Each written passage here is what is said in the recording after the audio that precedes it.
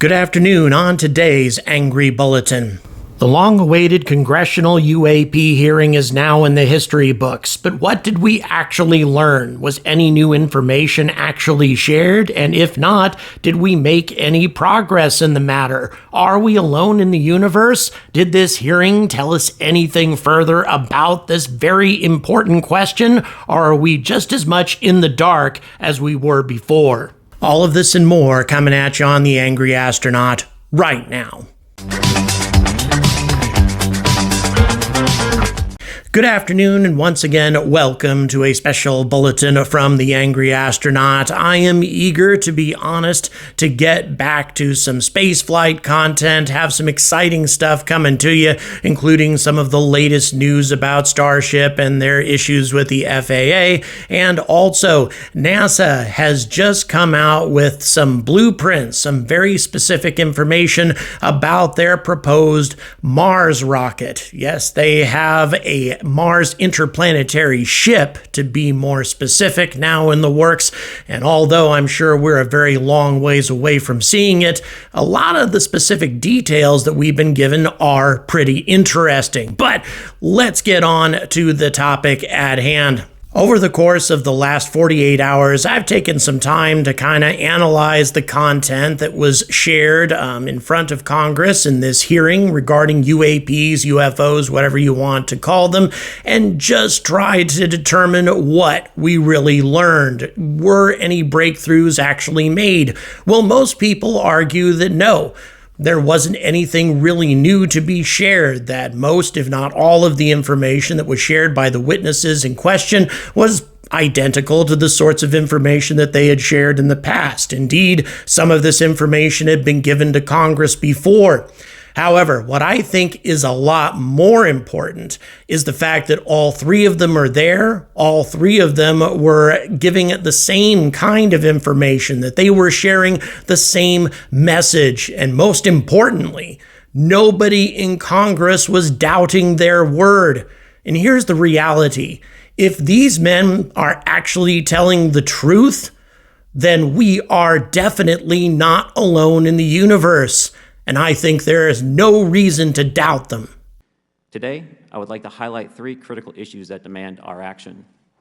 As we convene here, UAP are in our airspace, but they are grossly underreported. These sightings are not rare or isolated, they are routine. Military aircrew and commercial pilots, trained observers whose lives depend on accurate identification, are frequently witnessing these phenomena. Parts of our government are aware of more about UAP than they let on, but excessive classification practices keep crucial information hidden. In 2014, I was an F-18 Foxtrot pilot in the Navy Fighter Attack Squadron 11, the Red Rippers. After upgrades were made to our jet's radar systems, we began detecting unknown objects operating in our airspace. At first, we assumed they were radar errors, but soon we began to correlate the radar tracks with multiple onboard sensors, including infrared systems, eventually through visual ID. During a training mission in Warning Area Whiskey 72, 10 miles off the coast of Virginia Beach, two F-18 Super Hornets were split by a UAP. The object, described as a dark gray or a black cube inside of a clear sphere, came within 50 feet of the lead aircraft and was estimated to be 5 to 15 feet in diameter. The mission commander terminated the flight immediately and returned to base. Soon, these encounters became so frequent that aircrew would discuss the risk of UAP as part of their regular pre-flight briefs. And this is the kind of testimony that we got from former Commander Dave Fravor of the U.S. Navy, and also from Ryan Graves, also a fighter pilot for the U.S. Navy, and finally David Grush, who worked for the U.S. military's UAP Investigation Department, also known as ARROW, and all of them shared one message in common. Number one, UAPs are real. Number two, they demonstrate capabilities that are far superior to any aircraft, whether experimental or otherwise, that our species may have produced in the past. And number three, the government is hiding information about these objects from the general public.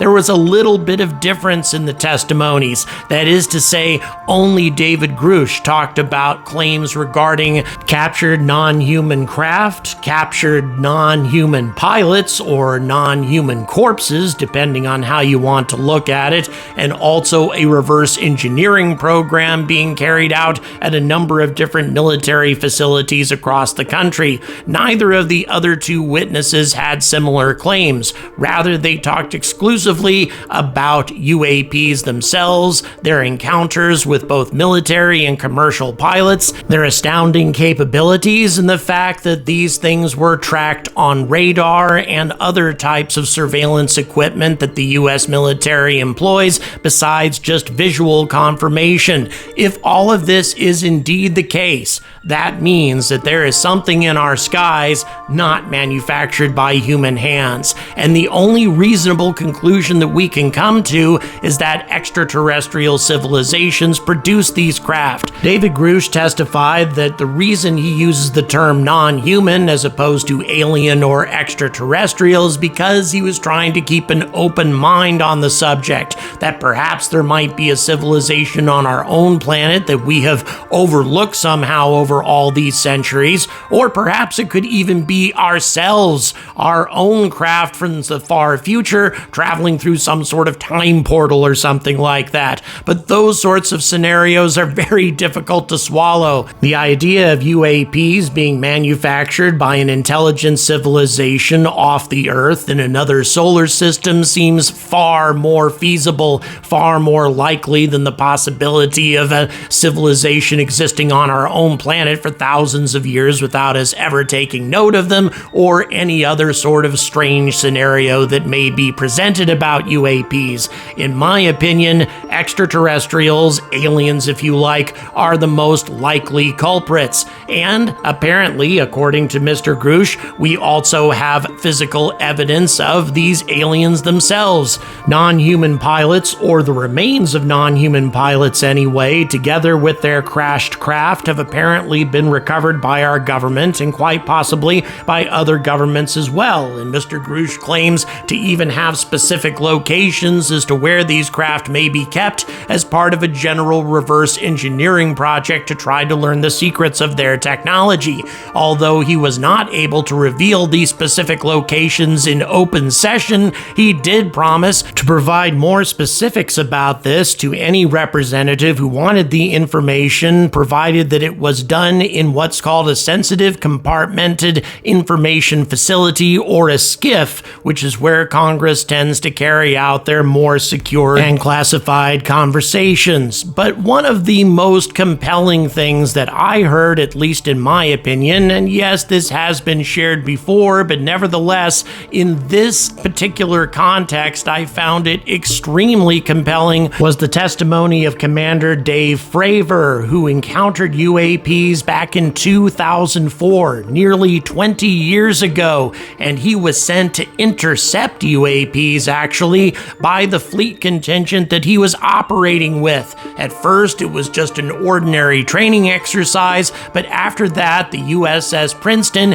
utilizing some new cutting-edge radar technology, spotted some very strange objects executing impossible maneuvers, at least impossible for our own aircraft. That is to say that they were descending from regions of the atmosphere that are close to the Kármán line, almost suborbital space, plunging all the way down to 20,000 feet in the space of a few seconds. These sorts of things should not be happening. So it was initially being attested to some sort of radar malfunction, at least that's the way the story was told. But once Commander Fravor and Commander Dietrich, his wingman, encountered these objects, it became very clear that they were very real and performing maneuvers that were very impossible, at least once again, impossible for our technology. They were able to accelerate up to hypersonic velocities, approximately Mach 7, and to do it on a dime, and then suddenly decelerate as well. The G-forces experienced by such vehicles would obviously have turned any sort of living pilot into pulp. But these vehicles were very small also, but apparently were also being trailed by a much larger vehicle lurking just beneath the surface of the ocean. Or this is at least the impression that Commander Fravor got. Now, we've heard this story before, the so-called Tic Tac story, but it was told to us under oath. So if Commander Fravor is lying, which seems very, very unlikely, and also his wingman Dietrich would also have to be lying because he's testified about this as well, he would be perjuring himself in a very serious manner and be risking some serious jail time as a result. I find this to be highly unlikely, practically impossible as a matter of fact. So according to Commander Fravor, not only did he see these maneuvers being performed with his own eyes, not only did he catch these objects on camera, their performance was also confirmed by advanced radar technology, and he got a chance to see the results of the tracking. He couldn't share that with us, of course, because he didn't have access to those records, and of course the military isn't going to give them to us, but nevertheless, they are there, unless he's lying to us, and once again, I find that to be highly unlikely. I also find it highly unlikely that he could have somehow misinterpreted the data from the radar or misinterpreted the data from his IR trackers. All of that seems to be practically impossible. What seems far more likely, almost certain as a matter of fact, is that he saw something. Craft capable of extreme acceleration and hypersonic speeds, craft capable of high G turns that are simply not achievable by our present-day aircraft or experimental aircraft for that matter. And also keep in mind that this encounter took place nearly 20 years ago, which means if this is some sort of hypersonic drone that some sort of government created, they would have had to have done it with 20-year-old technology. That simply is not within the realm of human capability. Or if it is, then the government has been doing an incredibly good job of hiding this technology from us and have not been implementing it in any of our new aircraft, such as F-22s or F-35s. One would think that if the government possessed this sort of technology, they would have started using it in the open, at least sometime in the last 20 years. In my opinion, there is no government on our planet that could have possibly manufactured these things. So the only viable alternative is an extraterrestrial source. And of course, Commander Fravor's testimony is not the only testimony we had. We had the testimony of two other extremely credible witnesses who are making similar claims. That being the case, then, there's only two ways to interpret this testimony. Number one, that it's a complete fabrication or a fraud, and I find that to be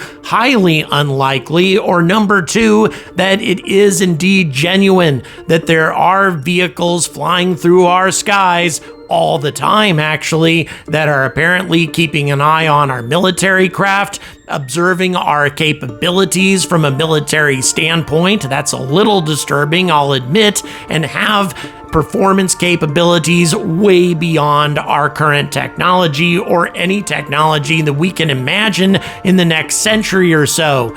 That being the case, then, we are almost definitely dealing with extraterrestrial craft. And at this point, I think the burden of proof is with the skeptics and not with the believers, if you want to continue calling them that. Now, I'd like to make a comment also about the supposed violations of the laws of physics here. This is not actually happening with any of these craft, at least not with the performance that has been described up to this point. Although our current technology is certainly incapable of doing anything like this, there are a couple of different types of next-generation propulsion that might be able to do it. For example, something called an ionic thruster. When a current passes between two electrodes, one thinner than the other, it creates a wind in the air between. If enough voltage is applied, the resulting wind can provide a thrust without the help of motors or fuel.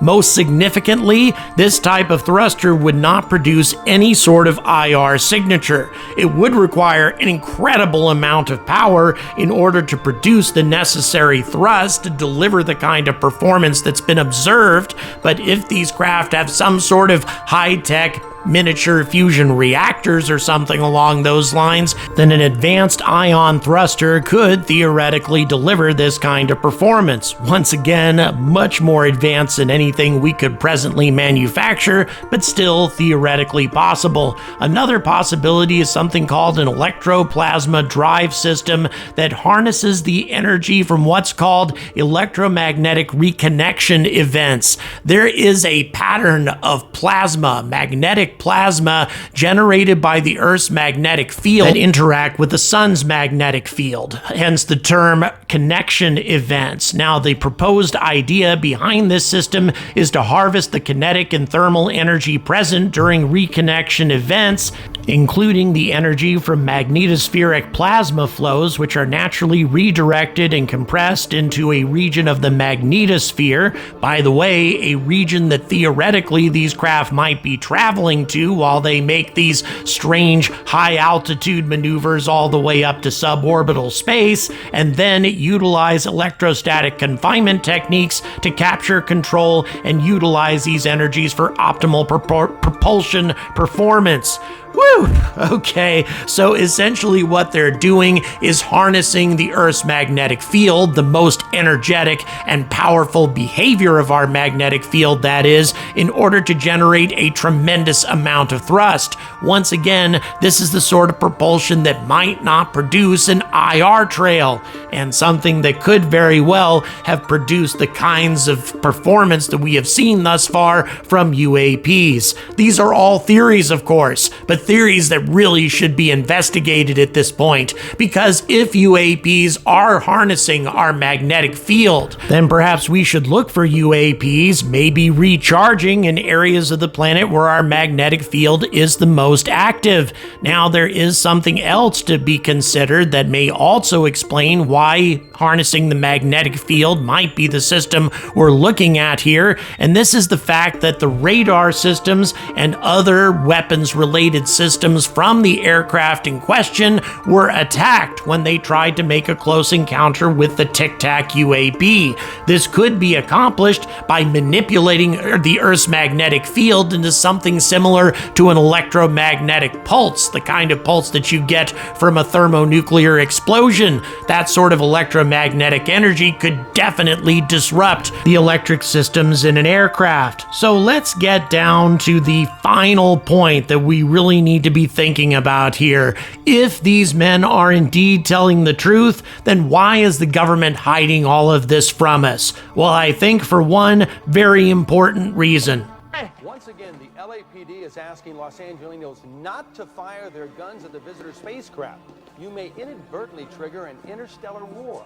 The average citizen has seen Independence Day way too many times to take all of this with a level head. If there are extraterrestrial craft in our skies, if we are incapable of stopping them, if they might be abducting us at random, I think that the average citizen is very likely to open fire on these craft the moment they see one. It's also very possible that Congress may start directing our military to attack these craft on sight if they continue to behave in a manner that we think might be threatening, and in the process, we might start an interstellar war. And if we do something like that, God help us all, because an advanced extraterrestrial civilization could wipe us off the face of this planet without even offering us a target. They could simply redirect an asteroid larger than the one that destroyed the dinosaurs if they really felt like it, and wipe all life from the surface of our planet, or slightly smaller asteroids to take out a couple of cities for target practice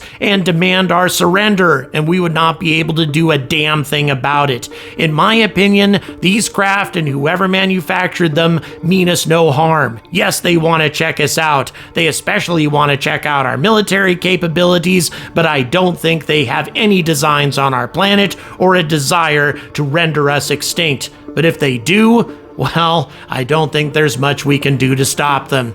Please smash that like, hit that subscribe. If you've been trying to support my tour through some of the links that have been in my videos, I apologize. Some of those have been broken, but I have a functioning link to my GoFundMe page in the description of this particular video, along with also various ways to support my content on Patreon or PayPal if you prefer. Once again, thank you very much for watching, and as always, stay angry about space.